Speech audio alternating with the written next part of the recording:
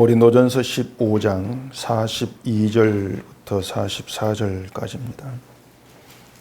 죽은 자의 부활도 그와 같으니 썩을 것으로 심고 썩지 아니할 것으로 다시 살아나며 욕된 것으로 심고 영광스러운 것으로 다시 살아나며 약한 것으로 심고 강한 것으로 다시 살아나며 육의 몸으로 심고 신령한 몸으로 다시 살아나나니 육의 몸이 있은즉 또 영의 몸도 있느니라. 아멘. 기도하겠습니다. 하나님 아버지, 이 시간도 저희에게 주시는 말씀 안에서 우리가 미처 보지 못하고 알지 못했던 하나님의 복된 그 세계를 깨달아 보게 하시옵시고 오직 그 세계를 살아가는 그런 신자됨으로 인해 감사함이 있는 저희가 되게 하시옵소서. 예수님 이름으로 기도합니다. 아멘. 성경을 볼 때마다 좀 복잡하다, 어렵다, 이런 여러 가지 생각을 좀 지울 수가 없습니다. 하나님께서 하시는 일도 그렇고 또 말씀도 그렇고 도무지 간단하지가 않고 복잡하고 또 뭔가 이해하기도 좀 난감한 그런 내용들이 많죠. 신앙 문제에서 솔직히 사람들의 관심, 우리의 관심이라고 하는 것은 예수 믿는 덕분에 살아서는 별 탈 없이 잘 살다가 죽어서 천국 가는 거, 그거면 된다, 그런 생각이 아마 짙게 깔려 있다고 할 수 있을 겁니다. 그래서 사실 부활에 관심이 없습니다. 어떻게든 죽은 후에 천국 가면 그걸로 다 되는 것인데 굳이 부활할 필요가 있느냐, 또 부활에 대해서 알아야 될 그런 생각이 그런 것이 있느냐, 그런 생각도 있을 것이고, 또 부활이 있다 할지라도 그냥 때가 되어 가지고 부활하면 되는 것이지 복잡하게 부활에 대해서 깊이 들어갈 그런 필요가 있는가, 그런 생각도 하게 될 수가 있는 겁니다. 근데 그것은 어디까지나 이제 우리 입장에서 생각하는 편리주의라 이렇게 얘기할 수 있을 거예요. 복잡한 거 싫고 귀찮은 거 싫고 어려운 거 싫고 다 싫다. 간단하게 천국 보내줘. 그러면 돼. 이런 게 많이 있지 않겠습니까? 나에게 좋은 것만 챙기면 된다. 이런 생각들이 있기 때문에 나를 피곤하게 하는 것은 사실 거추장스러워하고 또 싫어하게 될 수밖에 없는 것이죠. 당장 오늘 본문만 봐도요, 평소 우리가 전혀 관심 두지 않고 또 알고 싶어 하지도 아니했던 그런 문제를 가지고 지금 얘기하고 있는 겁니다. 자, 여러분이 지금까지 예수 믿는 신자로 그렇게 자처하며 이제 살아오면서 오늘 본문에서 얘기하고 있는 육의 몸이랄지 신령한 몸이랄지 이런 데 대해서 관심 둔 적이 있는가 한번 생각해 보세요. 육의 몸이 뭐고 신령한 몸은 또 뭔가, 그런 궁금증이라도 가져보신 적이 있느냐고 하는 겁니다. 우린 그저 부활이 있다고 믿으면은 그걸로 다 되었다고 생각을 하고 살아왔다고 할 수 있을 겁니다. 부활에 대해서는. 그런 점 비추어보면은 이 바울은 부활에 대해서 너무 많은 얘기를 하고 있다는 느낌을 버릴 수가 없는 겁니다. 많은 얘기를 하면서 또 너무 복잡하게 얘기한다, 이런 느낌도 우리가 버릴 수가 없는 것이죠. 근데 15장 들어오면서 제가 말씀을 드린 것처럼 지금 바울은 부활에 대해 설명하고 있는 것이 아닙니다. 부활은 이런 거다, 지금 부활을 목적으로 해서 설명하고 있는 그런 내용이 아닌 겁니다. 우리는 그 천국이나 부활에 대해서 뭔가 좀 내세적으로 바라보는 게 강하다고 할 수 있을 겁니다. 천국은 내가 죽은 후에 가는 곳이고 또 부활도 내가 죽은 후에 있을 그런 사건, 이렇게 우리가 생각하기 때문에 천국이나 부활은 내세적인 문제야, 현실과는 무관한 거야, 그런 생각들 하기가 쉬운 것이죠. 근데 이 내세적이라고 하는 걸 잘못 이해를 하게 되어지면은 내세의 문제니까 지금 현세와는 상관이 없어, 관계가 없어, 이렇게 받아들이기가 쉬운 겁니다. 내세니까 현세와는 무관한 거다. 그러니까 현실에서는 내세적인 천국과 부활에 대한 것은 내가 소망하면 되는 거야. 이런 생각들을 갖게 되어지는 것이죠. 물론 천국이나 어떤 부활의 문제는 나중에 가서 온전히 이루어지는 그런 일들이기 때문에 그런 차원에서 장차 온전히 되어질 천국 부활을 내가 소망합니다. 이것도 맞다고 할 수가 있습니다. 근데 그건 너무 좀 막연한 생각이라고 할 수가 있는 거예요. 그냥 막연하게 어떤 내막도 알지를 못하면서 죽은 후에 예수님이 오시면 내가 부활하고 천국 가. 이것만 알고 있으면 되지 않겠는가 그 생각이죠. 그런 게 너무 막연하단 말입니다. 중요한 게 뭐냐면은요. 그 천국의 문제라고 하는 거, 부활의 문제라고 하는 거, 그것들이 우리로 하여금 이 지금의 인생을 어떻게 바라보고 어떻게 살게 하고 있느냐, 그게 중요한 문제란 얘기입니다.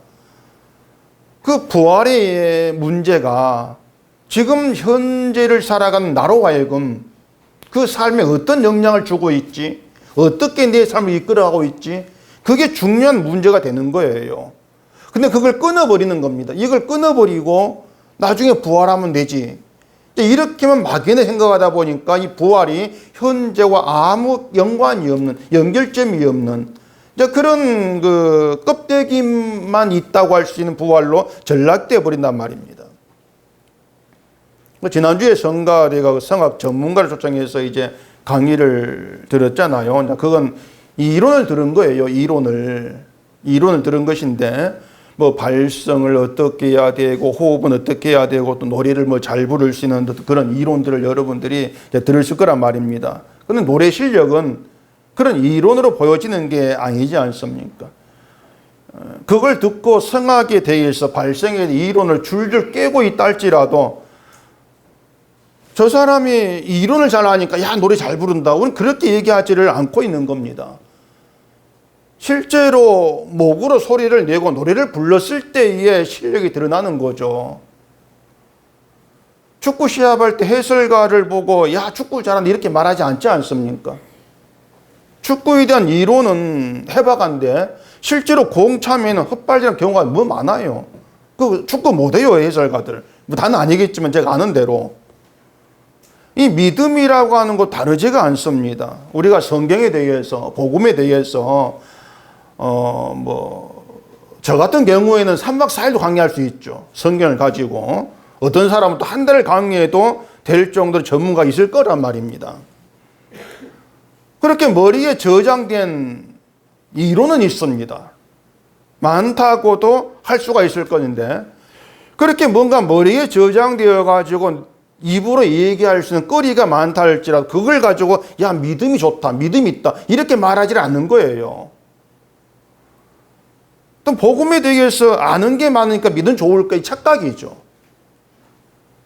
복음에 대해 뭔가 아는 게 있다면, 여러분이 뭔가 성경에 대해서 아는 게 있다면 그걸 가지고 하루 종일 얘기해도 나올 그런 내용들이 여러분 속에 들어있다면은 그 복음이 어떤 그 성경의 그 내용들이 나의 삶에서 뭔가 바꾸어 놓는 거, 그게 있어야 한단 말입니다. 나를 바꾸어 버리는 거.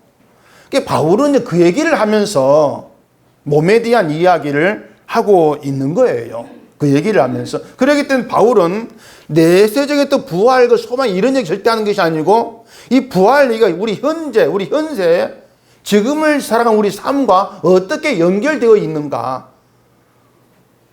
그런 게 우리 가운데 있는가를 지금 얘기하고 있다는 것을 좀 주의하면서 이 본문을 보셔야 되는 겁니다. 42절부터 본문 다시 보십시다.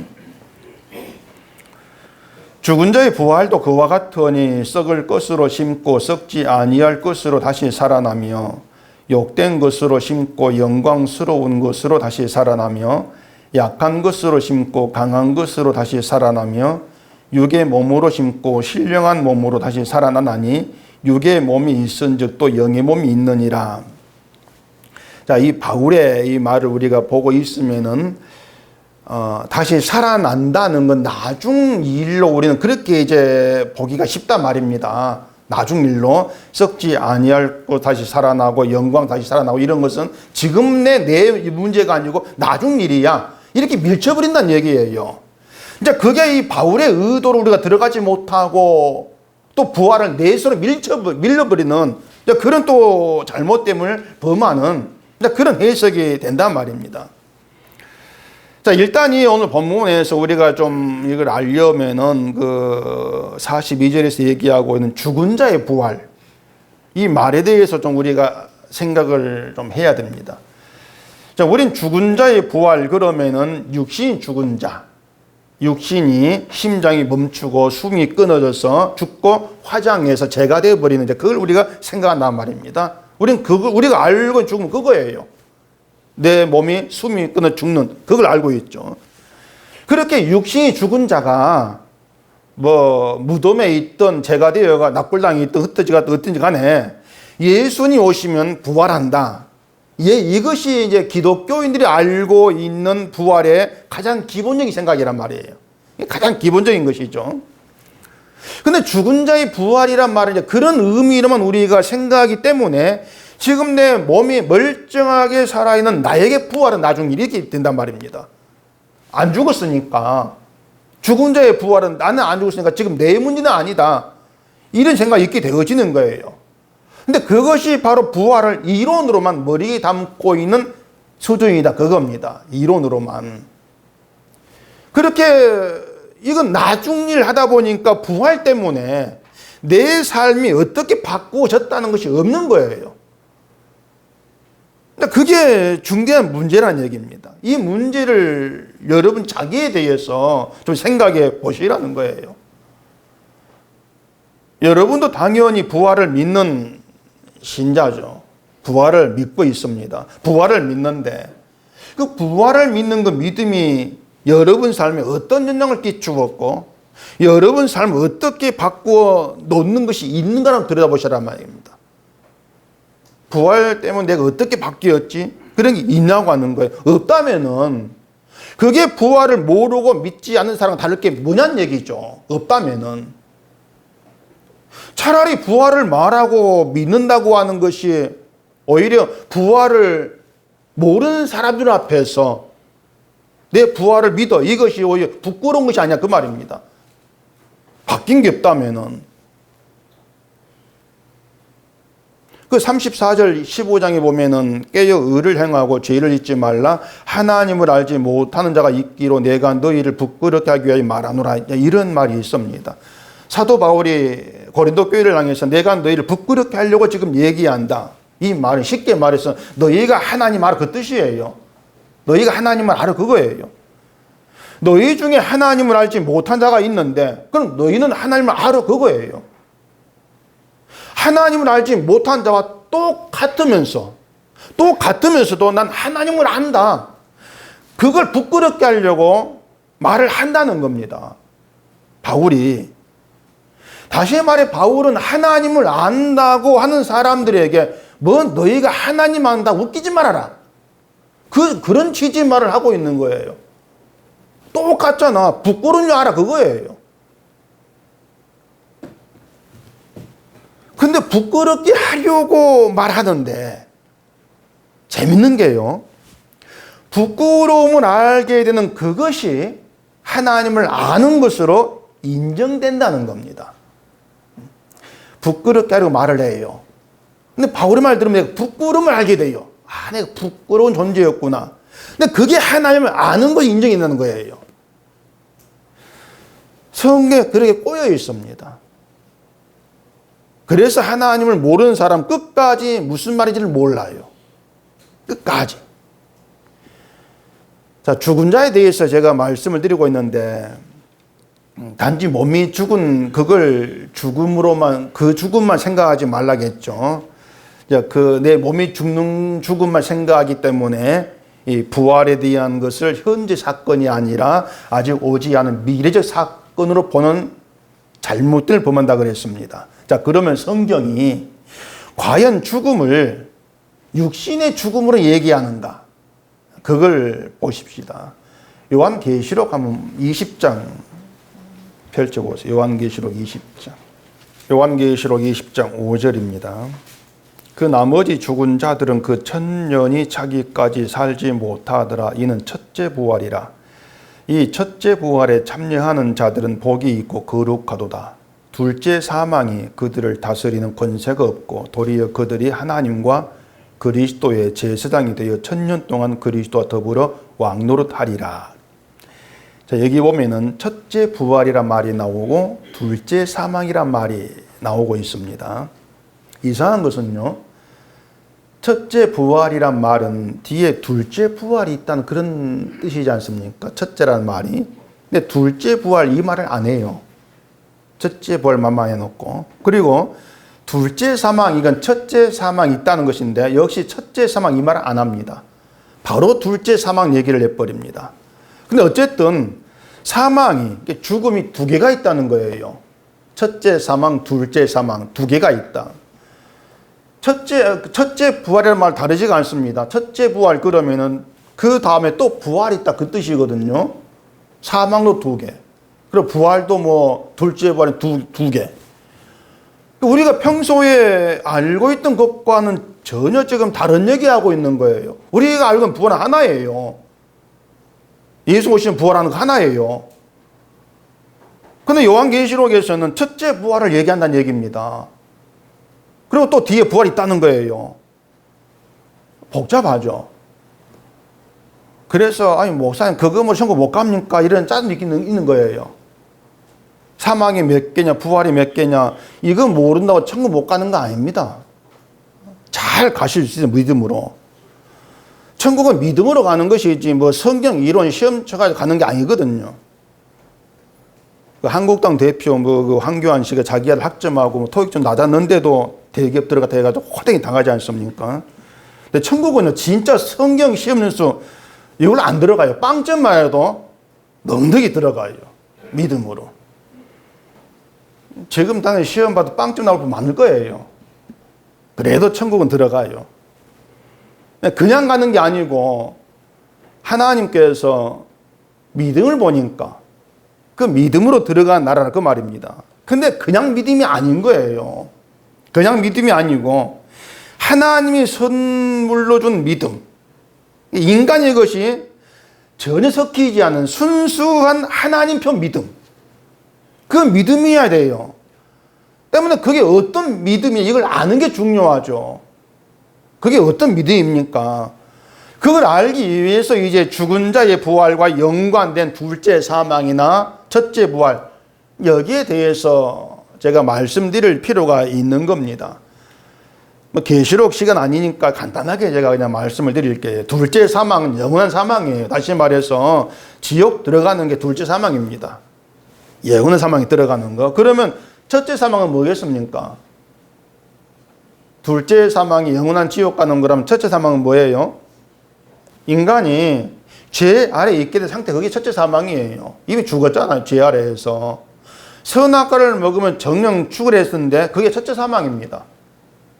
따라서 모든 인간은 아담 안에 태어나면서 이미 첫째 사망에 속한 자로 태어나요. 죽음에 속한 자로. 이게 첫째 사망과 둘째 사망이라면, 첫째 사망은 인간 죄 아래 태어나는 거, 죄 아래는 거, 첫째 사망. 둘째 사망은 영원한 지옥불 들어가는 거예요. 둘째 사망. 그러면 이제 어떤 사망이 없습니까? 뭐가 없어요? 어떤 사망이? 아까 계속 말씀드렸던 육신의 죽음이 없어요. 육신이 죽는 사망, 그걸 성경이 말하지 않아요. 그 이유가 뭐겠습니까? 내 육신이 죽고 죽지 않고 상관이 다 죽은 자라 그것이에요. 내 몸이 안 죽어도 죽은 자란 얘기입니다. 첫째 사망에 속해서. 그렇기 때문에 우리가 지금은 숨 쉬고 밥 먹고 산다고 해서 내가 안 죽었다, 살아있다 그 말 하지 말란 얘기예요. 내 몸 바라보면서 난 아직 살아있네 이렇게 말할 사람이 누구냐면은 첫째 사망을 모르는 사람이 그런 말 한단 말입니다. 첫째 사망 모르니까 내 몸 바라보면서 난 아직 살아있어 그렇게 나오는 거예요. 그리고 그 첫째 사망을 모르는 사람들이 둘째 사망이 들어가요. 첫째 죽음의 인간의 현실, 상태, 인간 죽음, 그 내막. 이걸 모르기 때문에 둘째 사망에 그들이 들어간다 그 말입니다. 왜 그런가 하면은요, 그 첫째 사망을 모르면은 내가 살았다고 생각하는 것이 뻔할 것이고 결국 내 힘을 의지하고 나를 믿고 살아갈 수밖에 없는 거예요. 나도 잘 믿을 수 있다는 것이고 나도 선을 행할 수가 있어 자기를 믿는 거예요. 그렇게 자기를 바라보는 이게 뭐냐면은 첫째 사망에 있는 우리 모든 죄를 대신적으로 죽으신 예수피를 모른다는 겁니다. 첫째 사망을 모른다는 것이 예수피를 모르기 때문에 둘째 사망에 들어가는 거예요. 그들이. 그렇게 오면은 그 첫째 사망이란 말을 하지 않고 둘째 사망 이 말만 하고 있는 것은 첫째 사망 없이 둘째 사망에 들어간 사람은 없기 때문에 그렇단 말입니다. 둘째 사망에 자연히 첫째 사망에 딸려 있는 거예요. 때문에 첫째 사망을 얘기할 필요가 없는 것이죠. 근데 계시록에서 뭐라 하겠습니까? 첫째 부활에 참여하는 자들은 둘째 사망에 다스리는 권세가 없다 그랬죠. 첫째 부활에 참여한 자들은 지옥의 권세가 다스리지를 못한다는 겁니다. 이게 얼마나 신난 얘기냐면요. 뭐 저만 신난지 모르겠는데 뭐 같이 좀 신났으면 좋겠어요. 첫째 부활에 참여하는 그 자들은 1000년 동안 그리스도와 함께 왕노릇 한다는 거예요. 1000년 동안 길죠. 제가 설교 준비하다 보니까 이 주보 오는 거하고는 전혀 다른 얘기가 지금 돼버렸거든요. 집에 가서 주보 오는 것도 좀 읽어보시기 바랍니다. 근데 뭐 쌀밥, 찰밥 뭐 그런 차이라 할 수 있으니까 뭐 밥은 같은 밥이에요. 그렇게 생각하시고 오는 건 집에 가 읽어보시고요. 1000년이라고 하는 것은 실제로 1000년의 뜻이 아닙니다. 창세기 보면은 제일 오래 산 사람이 무드셀라 몇 살이죠? 969세. 1000년을, 1000살을 넘길 수가 있는데, 너무 아까워요. 1000살을 넘길 수가 있는데, 이 1000년은 인간의 힘 밖에 존재한 세계입니다. 인간 힘 밖에 존재해요. 다시 말해서, 인간의 능력이 아니고 인간 지혜도 아니고 하나님의 능력으로 살아가는 세월, 이걸 1000년을 표현하는 거예요. 1000년. 인간은 개입되지도 못하는 세계, 그게 1000년이에요. 따라서 지금 우리가 사는 세월이 내 능력이 아니고 하나님의 능력으로 살고 내 지혜가 아니고 하나님의 지혜로 살고 있다면 그게 1000년이에요. 우리가 살고 있는 것이. 그러니까 하나님의 다스림으로 살아가는 세월이라 그 말입니다. 자, 그런데 하나님의 다스림 아래에 있는 우리가 살아가는 방식이 어떠냐는 얘기예요. 하나님 지혜로 살고 있고 하나님의 능력으로 살고 있는데 이걸 우리가 믿는데 그럼 우리의 삶 방식이 하나님 모르는 사람과 다르냐 말입니다. 다르지가 않다는 얘기예요. 사탄은 지배를 받고 살아가는 세상과 다를 바 없이 나도 역시 날 위해 살아가더라. 그게 현실인 겁니다. 내 만족을 위해서 우리가 사는 게 이 세상과 똑같고 있고 여전히 행복을 위해 살고 내 미래를 계획하고 내 계획을 위해서 신의 도움받고 싶어 하는 거. 이게 도무지 세상과 다를 바가 없더란 얘기예요.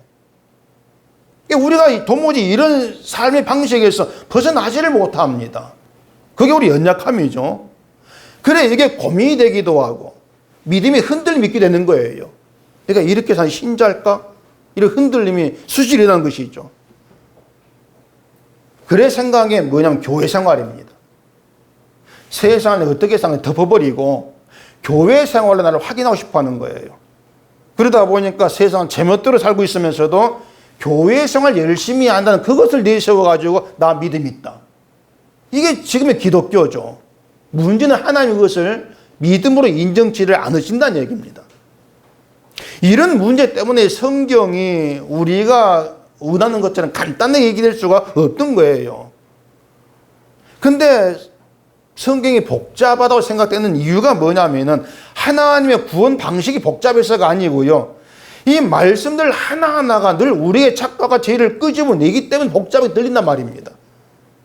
말씀을 하나하나를 가지고 우리의 어떤 그 죄와 우리의 그 착각을 계속 끄집어내고 있는 거예요. 자, 천년은 하나님의 능력과 지혜로 다스림하는 세월이라고 했습니다. 그 천년 동안 그리스도와 더불어 왕노릇 한다는 겁니다. 그게 우리 현재예요. 그게 하나님 나라 백성, 신자들인 겁니다. 그리스도와 더불어 왕노릇 하는 거. 이것도 실감이 안 되죠. 정말 내가 그런가? 뭐 그런 게 많이 들 거예요.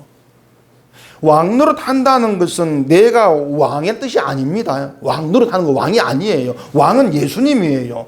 예수님은 왕인데 그 왕의 권세와 그 능력을 누리고 살고 있는 겁니다. 그게 왕노릇 하는 거예요, 그냥. 자, 예수님께서 부활하심으로 사망을 이겼습니다, 예수님이. 그래서 사망이라고 하는 권세도 예수님의 권세 아래 있어요. 사망도. 사탄도 예수에 이기지 못하고 다스림 받고 있습니다. 사탄 다스림 받아요. 예수께로부터. 그것이 왕으로서의 예수님의 권세예요. 그러면은 그 사망을 이긴 권세를 우리가 누리면서 왕노릇합니다. 그런 신자를 사망의 권세가 다스릴 수 있냐 그 말입니다. 못 다스리는 거예요. 그래서 신자가 그리스도와 더불어 왕노릇 한다는 것은 둘째 사망 권세를 이긴다는 겁니다. 주님의 권세로 인해서. 이처럼 그리스도와 더불어 왕노릇 하면서 둘째 사망에 다스리지를 못한 그 신자를 첫째 부활에 참여했다 얘기한 거예요. 그게 첫째 부활이에요. 왜냐하면 첫째 사망에서 살리심을 입었거든요. 살아났거든요. 첫째 사망에서. 주로 인해서. 첫째 부활에 참여한 자로 왕노릇 하고 있다는 얘기입니다.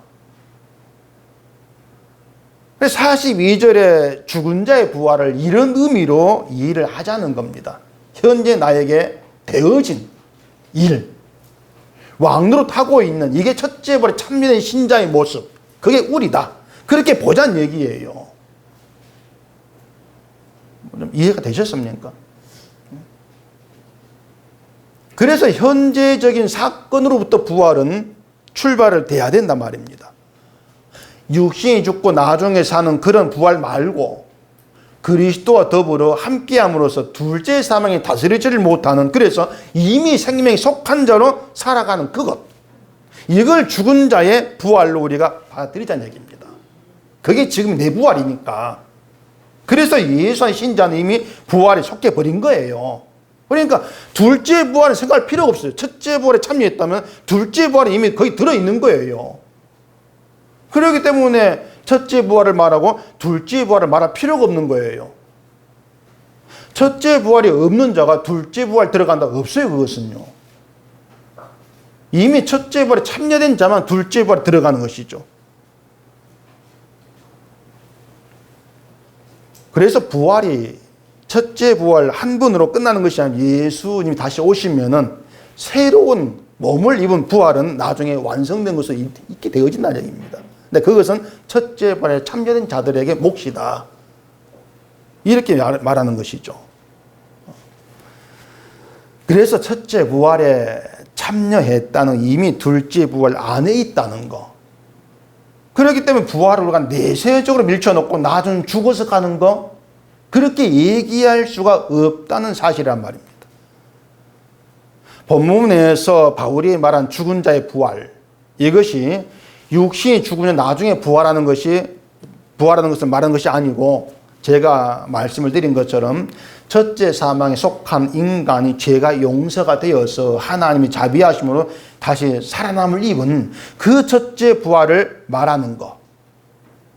그런 것이면은 현재적이지 내세적 부활은 아니라는 것이고, 그렇다면 이어지는 모든 내용도 바울이 내세적인 얘기를 하고 있는 것이 아니고 현재적인 얘기를 하고 있는 것이다. 썩고 석장 이 모든 것이 그렇게 이해를 해야 하는 거예요. 44절 다시 보십시다. 육의 몸으로 심고 신령한 몸으로 다시 살아나나니 육의 몸이 있은즉 또 영의 몸도 있느니라. 자, 몸을 또 육의 몸, 신령한 몸 둘로 또 얘기를 하고 있습니다. 우린 또 신령한 몸 그러면 나중에 부활한 몸 그렇게 우리 생각하지 않습니까? 나중에 부활한 몸이기 때문에 그 몸은 신령한 몸이고 영의 몸이냐? 우리는 그렇게만 생각하고 있는 겁니다. 그래서 신령한 몸은 지금 또 나와는 무관한 몸, 우리도 그렇게 받아들이죠. 근데 죽은 자의 부활이 현재적인 부활, 이걸 얘기하고 있는 것이라면은 육의 몸, 신령한 몸도 현재적인 우리 상태를 지금 얘기하고 있는 겁니다. 우리 몸을 지금 얘기하고 있는 거예요. 근데 이게 말씀드린 건 도무지 실감이 안 되는 얘기죠. 왜? 우리가 느끼고 인식하는 건 지금 내 육신 몸이에요. 우리 그걸 느끼지 않습니까? 늘 내 육신 살아가는 거. 그리고 우리 몸 어디에도 신령하다고 말할 수 있는 그런 구석이 없어요. 우리에게는 어딜 찾아봐도 육신 몸에서 신령한 게 나오는 것도 아니잖아요. 근데 바울은 육의 몸으로 심고 신령한 몸으로 다시 살아난다고 얘기합니다. 그리고 육의 몸이 있은즉 영의 몸도 있다. 또 이런 말을 하고 있는 거예요. 그래서 영의 몸은 신령한 몸이 현재 몸을 지금 얘기하고 있는 것이라면은 우리에게 영의 몸이 있다는 뜻이지 않습니까? 영의 몸이 있어. 자, 그러면 아까 얘기한 것처럼 첫째 부활에 참여한 자가 있습니다. 그 첫째 부활은 현재적 부활을 얘기한다고 했죠. 그럼 첫째 부활에 참여한 자의 그 몸은 어떤 몸이겠습니까? 첫째 부활 참여했어요. 그 몸은 육의 몸입니까? 신령한 몸입니까? 신령한 몸이죠. 살아났는데, 부활 참여했는데, 첫째 사망에 살아나서 부활에 참여했으니까 신령한 몸으로 다시 살았다. 이렇게 말하는 게 맞지 않습니까? 근데 우리는 그런 말이 쉽게 안 나오는 거예요. 왜냐하면은 우리가 비록 예수 그리스도로 인해서 첫째 부활에 참여했어. 그렇게 얘기한다 할지라도 내 몸은 달라진 게 없거든요. 육신 똑같아요. 여전히 죄가 나오는 그런 몸으로 살고 있어요. 그렇기 때문에 신령한 몸, 이건 내 몸 아닌 것 같은데? 그런 의심이 자꾸 있단 말입니다. 자, 여기서 이제 중요한 내용이 있습니다. 고린도후서 5장 보십시다. 고린도후서 5장 17절. 같이 읽으십시다. 그런즉 누구든지 그리스도 안에 있으면 새로운 피조물이라. 이전 것은 지나갔으니 보라 새 것이 되었도다. 잘 아는 내용이죠. 땅에 속한 인간이 하늘에 속한 인간 된 거예요. 새로운 피조물은 전혀 다른 피조물이다 그 뜻입니다. 그래서 이전 건 지나갔어. 새 것이 되어 이렇게 얘기하는 것이죠. 이전 건 없어요. 자, 오늘 본문에서 썩을 것으로 심고 썩지 않을 것 다시 살아나고, 이건 새로운 피조물 된 걸 얘기합니다. 새로운 피조물이에요. 썩지 않을 몸. 이전 것의 상태는 썩을 것이에요. 근데 새롭게 피조물 된 것은 썩지 않을 것이에요. 새롭게 피조물 되었는데 역시 여전히 썩을 것이다. 그건 말이 안 되지 않습니까? 욕된 것으로 심고 영광된 것으로 다시 살아나고, 영광된 새로운 피조물 된 거예요. 약한 것으로 심고 강한 거 다시 살아나고, 이 모든 게 예수 그리스도 안에 되어진 거예요. 그래서 그리스도를 기준으로 하면은, 자, 그리스도 안과 밖에 있습니다. 예수를 기준하면은 예수 그리스도 안에는 새로운 피조물이 있습니다. 예수 안에는. 그게 신령한 몸이고 영의 몸이에요. 그럼 그리스도 밖에 있는 몸, 그건 무슨 몸입니까? 육의 몸이죠. 당연히 썩을 몸. 뭐 이렇게 말하다 지금 뭐가 뭔지 모르실 것 같은데, 성경이 뭐라 하든 또 육의 몸은 어쨌든지 간에 내 몸 그대로라. 자꾸 이게 자꾸 남아있다는 얘기죠. 그래서 여러분 중점을 두셔야 될 것은 예수 그리스도 안에 있으면 이 말입니다. 그리스도 안에 있으면, 그러니까 새로운 피조물은 그리스도 안에 있는 자에게 해당이 되는 말이에요. 예수 안에 있는 자에게. 예수 밖에 있다면 그건 새로운 피조물 아니에요. 육의 몸 그대로 있는 것이지. 그러면은 부활하신 그리스도 몸은 신령한 몸, 영의 몸이죠. 부활하신 예수의 몸은. 그래서 예수 그리스도 안에서는 신령한 몸으로 계시는 예수의 그 지체들, 그들을 가리켜서 신령한 몸 이렇게 얘기한단 말입니다. 자, 다시 얘기할게요. 여러분의 몸을 보고 내 몸 신령하지 않는데 그렇게 보지 마시란 얘기예요. 예수 안에서의 문제예요. 예수님이 부활하셔가지고 신령한 몸으로 계시죠. 우리는 그 안에서 지체로 여김받아요. 부름받았어요. 지체랑 관계에서 너희는 신령한 몸이다 이렇게 여기진단 말입니다. 내 몸이 아니고 예수 안에 몸을 지금 얘기하고 있다 그 말이에요. 자, 아까 그리스도 더불어 왕으로 한다고 했지 않습니까? 왕이신 그리스도 권세도 예수 안에서 누리는 거예요. 예수 안에서. 예수 안에 있으니까 사망 권세가 나를 다스리지를 못하는 것이지. 근데 밖에 있으면요. 예수 밖에 있으면 맥없이 끌려가요. 둘째 사망으로. 권세가 없으니까. 그래서 육의 몸이 있고 영의 몸이 있다는 것은 우리 몸이 어떨 땐 육의 몸이 되고 어떨 땐 영의 몸이 이렇게 바뀌는 것이 아니고 예수 밖에서는 썩어져 육신으로만 있다.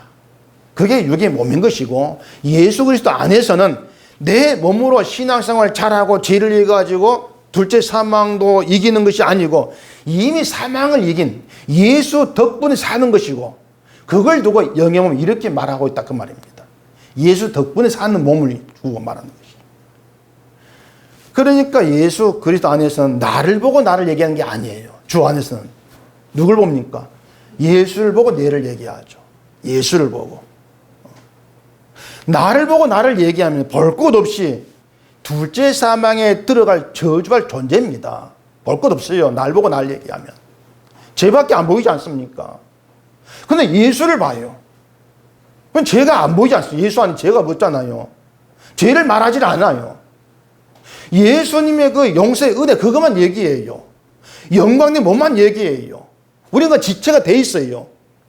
예수를 보고 너희는 신령한 몸이야. 이렇게 선언된단 말입니다. 예수 안에서 예수를 보고 너희는 영원한 몸이고 첫째 벌에 참여한 자고 사망의 권세를 이긴 자고 이 모든 것들이 예수 안에 있기 때문에 누려지는 것들이에요. 그걸 두고 왕노한테 이렇게 얘기하고 있다 그 말입니다. 얼만큼 이해를 하셨는지는 모르겠습니다. 다시 얘기할게요. 여러분 자신 보지 말아야겠습니다. 보지 마세요. 그 봐야 짜증밖에 안 나요. 늘 죄만 튀어나오고 이것저것 저주에 정말 부끄러운 모습만 튀어나오고 그걸 봐봐야 내가 이래가 천국 하겠나 이런 근심밖에 없지 않습니까? 여러분이 보지 마시고 예수를 보세요. 근데 예수를 보게 되는 것도 신자들만이 되어지는 거예요. 하나님 은총을 받은 자들만이 성령을 받은 자들만이 나를 보지 않고 내가 아니고 예수구나 예수를 보게 되는 거예요. 그게 은총의 사건이라는 얘기입니다. 그게 신자됨이에요. 나를 보지 않고 예수를 보게 되어진다. 성경 한번 더 보십시다. 갈라디아 2장 20절입니다. 잘 아는 내용이니까 들으시면 됩니다. 내가 그리스도와 함께 십자가에 못 박혔나니 그런즉 이제는 내가 사는 것이 아니요 오직 내 안에 그리스도께서 사시는 것이라. 이제 내가 육체 가운데 사는 것은 나를 사랑하사 나를 위하여 자기 자신을 버리신 하나님의 아들을 믿는 믿음 안에서 사는 것이라. 자, 이런 고백하는 바울이 지금 육의 몸으로 살까요? 영의 몸으로 살까요? 이 고백한 바울이 영의 몸으로 살겠죠. 근데 바울이 예수를 믿고 나서 무슨 신체적 변화가 있었습니까? 죄를 짓던 몸이 죄 짓지 않는 다른 몸이 되었냔 말이에요. 그런 거 없지 않습니까? 육신 몸은 그대로예요. 예수 믿는 일 핍박하고 죽이려고 돌아다니던 그 몸 그대로입니다. 바울이. 스데반 죽인 몸 그대로예요. 바울이 또 예수님과 함께 십자가 못 박혀 죽은 적도 없어요. 바울은. 근데 바울이 뭘 근거로 그런 말을 하냐 그 말입니다. 죽지도 않았는데 내가 죽었다 십자가에 못 박혀 죽었다. 뭘 근거로 그 말이냐 그 말이에요. 다른 거 없어요.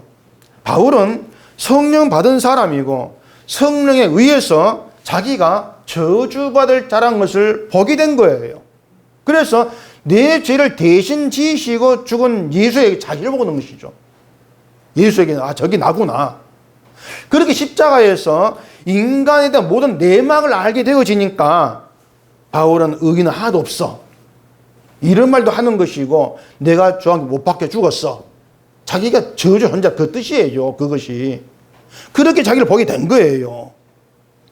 저주 아래에 있는 죄인이 십자가의 피로 죄에서 벗어나 다시 살고 예수의 피로 다시 살았을 때는 예수의 몸이 붙은 지체로 새로운 피조물을 사는 거예요. 그냥 내 몸이 아니고 주의 지체로 사는 거예요. 그래 새로운 피조물 이렇게 말한다 그 말입니다. 의인 된 거예요. 예수 안에서.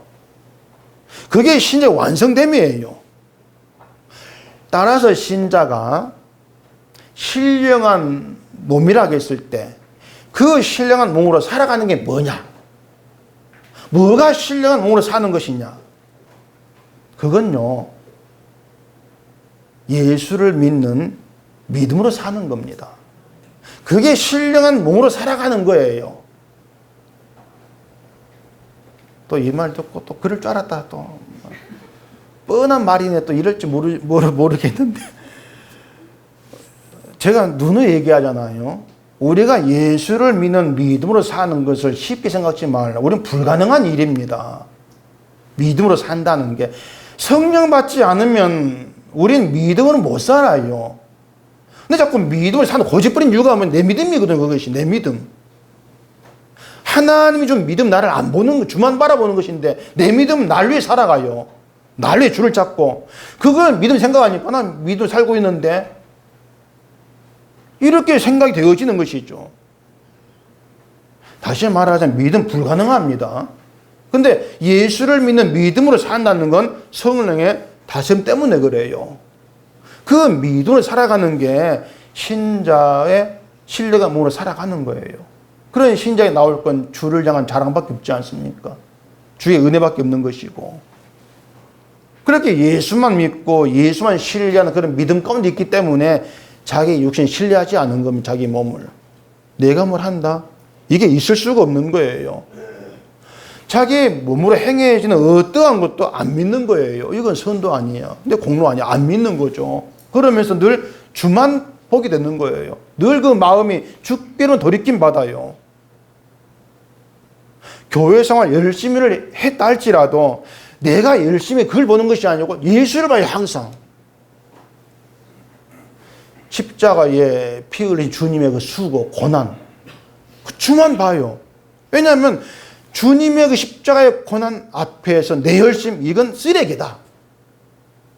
그렇게 자학이 될 수밖에 없는 거예요. 그 십자가의 피를 죽은 주를 보고 있는데 내가 기도했으면 뭘 했으면 이게 어떻게 나오겠습니까? 다 쓰레기죠. 쓰레기랑 하지 말라는 게 아니고요. 부지런히 하고 나 이걸 다 쓰레기구나. 그걸 안 보는 그게 믿음이란 얘기입니다. 그게 진짜 기독교예요. 그것이. 늘 예수께로만 모든 마음이 흘러가게 되어지는 거. 그래 신자가요. 죄가 무엇인가를 알고 그 죄를 나에게서 자꾸 이제 보게 되어지면은 어떤 열심과 행함으로도 죄를 못 덮는다. 이걸 알지 않습니까? 나는 이걸 못 덮어. 거기에 절망을 배워요. 난 뭐래든 못 덮어. 죄를 못 덮어. 그 절망에서 십자가에 죽으신 주를 보게 되는 거예요. 그 절망이 우리를 주로 이끌어가요. 때문에 나로 인한 절망이 있다. 이것도 은총이죠. 은혜죠. 주를 보게 되면서 썩고 욕되고 약한 육신으로만 살던 나는 죽고 예수 그리스도 안에서 주님과 함께한 지체로 살았다. 새로운 피조물 되었다. 신령한 몸이 되었다. 의인 되었다. 주와 더불어 왕으로 타면서 영원한 사망 권세도 나를 다스리질 못한다. 우리가 이 사실을 알았다면은 그보다 더 기쁜 소식이 없는 겁니다. 진짜 없는 거예요. 영원한 사망 권세가 나를 건들지를 못하는데 그보다 기쁜 게 뭐가 있겠습니까? 이 기쁨이 있기 때문에 그 기쁨 안에서 기쁨과 함께 사나 주 나는 주의 것입니다. 이런 고백이 나와지는 거예요. 사나 죽으나 주의 것이기 때문에 살고 죽는 거 주님 알아서 하십시오. 이 나오는 것이죠. 주님 알아서 하세요. 이건 내 문제가 아닙니다. 내가 신경 써서 예탈 문제가 아니에요. 이렇게 맡겨버리는 거예요. 그것이 부활을 알게 된 것으로 인해서 바뀐 삶이에요. 바뀐 삶이라고 하는 건 이제 나는 걱정도 없고 염려도 안 하고 미움도 없고 그렇게 살아가 바뀐 게 아니에요. 부활 모르는 사람과 똑같은 내 모습 보면서 역시 나는 아니구나 절망을 보게 되면서 주를 보게 되어지고 주님 계시기 때문에 난 됐어. 사나 주나 주님 것입니다. 알아서 하세요. 이렇게 나와지는 그것들이 바뀐 것이다. 그렇게 되어지는 거예요. 내가 저주받을 존재라는 걸 알게 된 가운데에서 예수의 피가 더 나에게 선매 부각되고 살아남게 되는 거. 은혜를 입고 생명을 얻은 산자로 살아간다는 거. 이것이 나의 승리구나. 그래서 신자는 육신의 모습이 어떻든 승리한 자로 살아가는 겁니다. 예수 안에서. 그게 진짜 신자됨이죠. 그게 우리의 굳건한 믿음으로 자리하게 되었을 때에 더 이상 내 육신 가지고 자랑할 것도 낙심할 것도 없다. 또 그렇게 되어지지 않겠습니까? 이것이 부활이 신자된 자에 끼치는 영향입니다.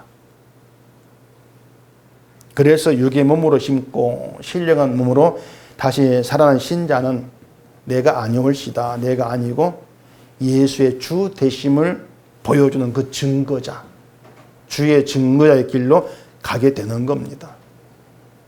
이러한 신자에게는 당연히 뭐 내가 믿음 생활 잘해가지고 구원받고 이게 없죠. 있을 수가 없는 것이죠. 오히려 늘 내 몸 위주로만 살려고 애를 쓰는 그런 나를 주의 말씀이 간섭하면서 주를 바라보게 만들어서 구원한다. 그걸 고백하는 것이죠.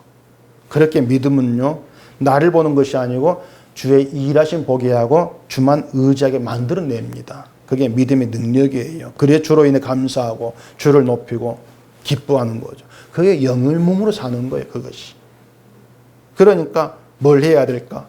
그런 생각, 그런 고민은 늘 접어두셔도 됩니다. 그런 생각을 한다는 것이 여전히 나를 보고 있다는 겁니다. 나를 보니까 뭘 해야 될까? 그렇게 나오는 거예요. 믿음 생활은요, 내가 다니면서 이런 일하고 저런 일하고 그게 믿음 생활 아니에요.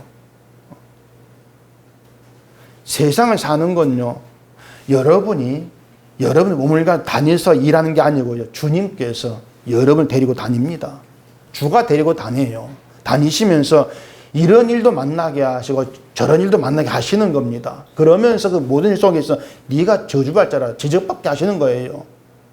그런 지적 받으면서 예수의 피로 받은 용서가 얼마나 큰 은혜였던가를 주님 계속 보이시면서 그 주의 은혜를 증거한 빛으로 존재하라고 그렇게 데리고 다니시는 거예요. 그러니까 내가 이렇게 됐으면 좋겠다. 그런 기대, 헛된 기대는 다 내려놓으시고 주로 인해서 주의 은혜를 알게 되는 그리고 은혜로 감사하면서 영의 몸으로 살아가는 우리로 인해 감사하는 우리가 되기를 바랍니다. 기도하겠습니다. 우리 아버지 하나님, 이 시간도 이 말씀으로서 나를 보던 모든 시선을 끊어버리게 하시고 우리의 모든 것을 주님께로만 향할 수 있도록 역사해 주시옵소서.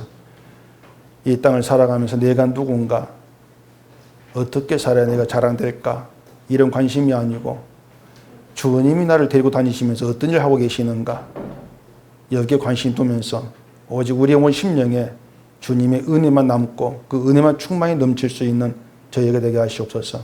예수님 이름으로 기도합니다. 아멘.